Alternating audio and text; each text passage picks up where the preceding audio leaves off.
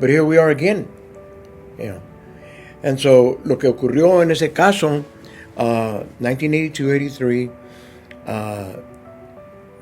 school's about to start, same time, July, August, and all of a sudden this issue came up that the kids that were undocumented couldn't attend DISD.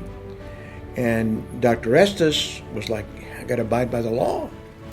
And so I formed a committee, and we started meeting through LULAC in different churches and said, okay, what are we going to do when school starts? What are we going to do with these kids? Well, first of all, we got to get the numbers. Where are they? ¿Cuántos son? So we started in our own informal way getting numbers, and we identified 1,000 kids in that day, 1,000 undocumented families. And we said, okay, now what are we going to do? Well, let's put them in some schools that we create. And the diocese gave us Holy Trinity campus, Baptist Church gave us a campus on Gaston. So we had 3 campuses. How about teachers? Well, let's go recruit some, part-time volunteer teachers that are qualified to teach. And then Dr. Estes heard about it, and he said, I'll give you all the textbooks, all the ones that we throw away every year, I'll give them to you. And he did it under the table. So we were in the paper every day. This task force is meeting, school is about to start, there's a court case going before the Supreme Court. And at that time I was working with the Dallas Chamber of Commerce, and I was in charge of Leadership Dallas and a couple of other projects. And one of my bosses, board member, called me and said, his name was Dave Fox and Jacobs, big home builder. He said, René, one of your board members wants to see you. I said, what is it? And I thought I was in trouble, because usually I would get a lot in trouble for interviews, confronting people, as I still do.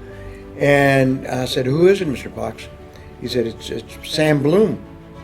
And Sam Bloom owned the Bloom Advertising Company, which is one of the largest advertising companies in the country, based here in Dallas. They did all the advertising, and they were part of the family, of the Zale family. And their office was there on 35. So I went to see Mr. Bloom, older man, and walked into his office, and he said, René, tell me what you're doing with all these immigrant kids. So I explained to him the strategy. We're going to set up these schools. Hopefully the Supreme Court's going to rule. I think we're going to win. Once we win, then those kids can go to DISD. But what are you going to do right now in the meantime? I said, we've got campuses set up, and we're recruiting and putting kids there. Where are you getting the money? I said, we're asking for money. We don't have any money. And he reached into his drawer, pulled out his checkbook. He said, how much do you need to keep you going until the Supreme Court rules? And I said, about $20,000. And he wrote out a check for $18,000. He said, here's a check. Go pay your teachers. Do what you need, supplies, and get it going. And this is anonymous. Don't tell anybody that I did that. And I said, why? Why are you doing this, Mr. Bloom? He said, I'm a Russian Jew. My parents were immigrants. I understand what immigrants are going through right now. So you don't have to sell me on it. And I said, okay.